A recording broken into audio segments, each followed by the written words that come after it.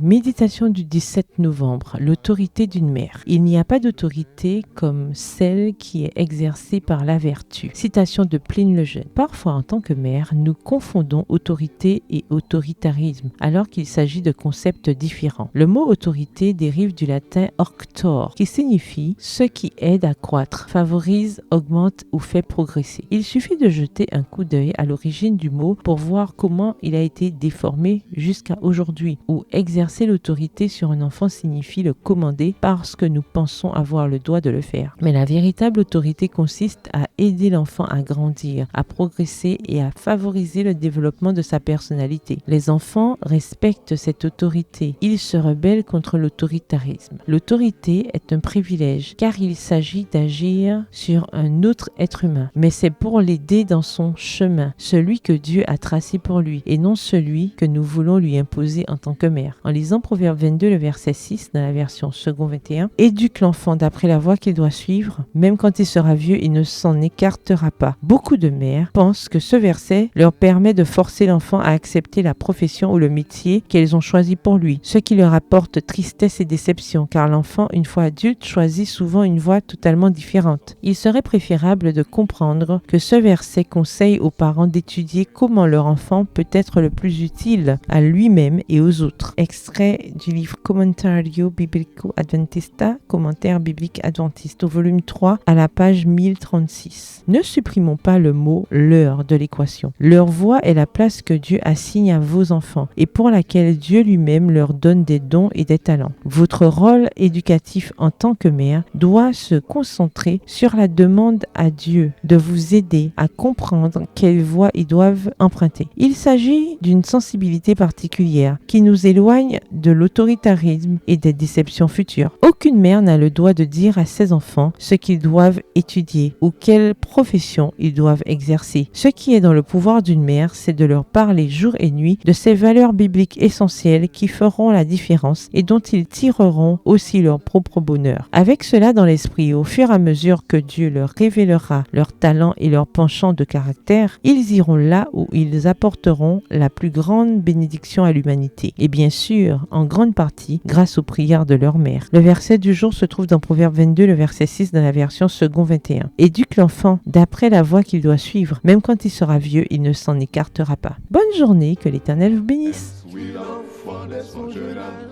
Parle-lui du Dieu d'amour et parle-lui de Jésus. Instruis l'enfant dans la voie qu'il doit suivre. Oh oui, prends-le par la main, montre-lui le chemin. Instruis l'enfant dès son jeune âge. Parle-lui du Dieu d'amour, parle-lui de Jésus. Instruis l'enfant dans la voie qu'il doit suivre, afin que devenu grand, il ne s'en détourne pas.